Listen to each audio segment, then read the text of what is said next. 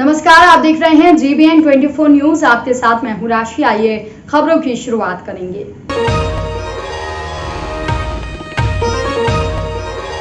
Banking amendment bill और बैंकों के निजीकरण के विरोध में देश भर में बैंक यूनियन के आह्वान पर आज से 48 घंटे का बैंक स्ट्राइक शुरू हुआ है। सुबह से ही बैंक कर्मी अपनी मांगों के समर्थन में हड़ताल पर चले गए हैं। वह बैंक हड़ताल में देश भर के 10 लाख बैंक कर्मी शामिल हुए। जमशेदपुर में भी इसका असर देखा जा रहा है। United forum of bank union की ओर से केंद्र सरकार पर मनमाने तरीके से सरकारी बैंकों को निजी हाथों में सौंपने की बात कहते हुए जनता से समर्थन मांगा गया। बताया गया है कि केंद्र सरकार ने अपने चुनावी घोषणा पत्र में 15 लाख रुपए हर भारतीय के खाते में देने का ऐलान किया था। इसके लिए केंद्र सरकार के निर्देश पर जनधन खाते खोले गए थे। इसमें 1 रुपए भी लोगों के खाते में नहीं पहुंचे। वह 2 करोड़ रोजगार देने का वादा किया। उल्टा वैश्विक आपदा के दौर में 2 करोड़ नौकरियां चली गई। निजी बैंक मुद्रा लोन, शिक्षा लोन, हाउसिंग लोन, जनधन योजना के तहत खाते की सुविधा प्रदान नहीं करती है, जबकि सरकारी बैंक इन सभी सुविधाओं को काफी कम ब्याज की दरों पर उपलब्ध करवा रही है। बैंकों का अगर निजीकरण हो गया तो आम लोगों को काफी परेशानियों का सामना करना पड़ेगा। वहीं हड़ताली बैंक कर्मियों ने साफ कर दिया है कि अगर सरकार अपनी हठधर्मिता पर काबिज रहेगी तो आने वाले दिनों में अनिश्चितकालीन हड़ताल की जाएगी। वह बताया गया कि 2 दिनों की बैंक हड़ताल में अकेले कोल्हान को 2400 करोड़ का नुकसान होने जा रहा है। बताया गया है कि इस दौरान पूरे कोल्हान के 800 ATM बंद रहेंगे, जबकि 400 बैंक बंद रहेंगे। इसके लिए सीधा जिम्मेदार केंद्र सरकार और केंद्र की नीतियां हैं। बैंक हड़ताल United forum of bank union की तरफ से पूरे देश में हो रहा है, जिसमें बैंक कर्मचारी और अधिकारी 10 लाख की संख्या में इस हड़ताल में शामिल है। हमारा मुद्दा है बैंक बचाओ देश बचाओ। United forum of bank union का मानना है कि अगर राष्ट्रीयकृत बैंक नहीं रहेंगे तो देश का विकास नहीं होगा। इसीलिए इस नारे के साथ हम लोग हड़ताल पर हैं कि बैंक को बचाना है और देश को भी बचाना है। राष्ट्रीयकृत बैंक जो है देश की आर्थिक रीढ़ है। यहाँ अगर खत्म हो जाएगी, निजी हाथों में चला जाएगा तो आम आदमी का विकास, मजदूरों का विकास, किसानों का विकास जो इसके माध्यम से होता है वो नहीं हो पाएगा। और इसी का विरोध करते हुए हम लोग 2 दिन के हड़ताल पर हैं। और सरकार जो है इस शीतकालीन सत्र में बैंकिंग लॉ संशोधन बिल ला रही है, जिससे कि बैंकों को बेचने में या बैंकों को निजी हाथों में देने में उनको सहूलियत होगी।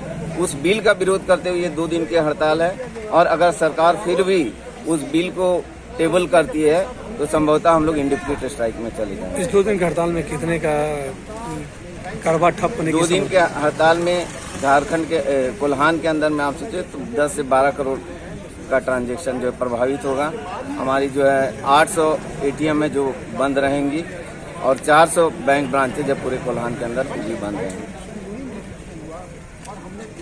हड़ताल 16 और 17 दिसंबर है। पूरे देश भर में हम लोग आज हड़ताल पर हैं। हमारे 10 लाख कर्मचारी और अधिकारी लगातार अपनी उचित मांगों को लेकर रोड और चौराहे या रास्ते पर आज है।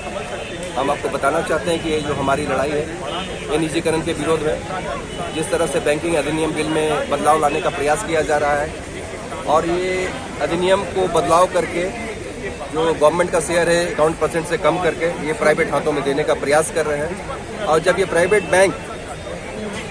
प्राइवेट हो जाएंगे जब बैंक, तो इसका जो फायदा होगा आम मजदूर जनता जो है, बैंकिंग प्रणाली जो आज तक राष्ट्रीयकृत बैंकों के माध्यम से उन तक पहुंची है, ये नहीं पहुंच पाएगी। ये इसलिए नहीं पहुंच पाएगी कि आप वहां पर 5,000 या 10,000 से कम का अकाउंट खोल ही नहीं सकेंगे।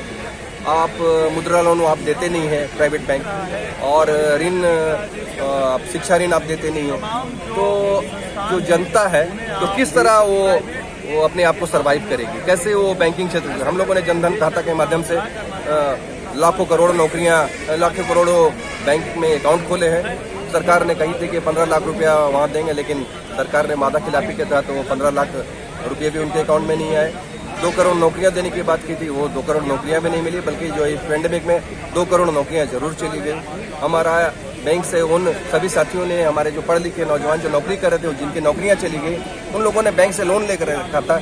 वो हाउसिंग लोन ले रखा था, ऋण शिक्षा ऋण ले रखा था, लेकिन उनका इंस्टॉलमेंट भी वो देने में सक्षम नहीं है क्योंकि उनकी नौकरियां चली गई।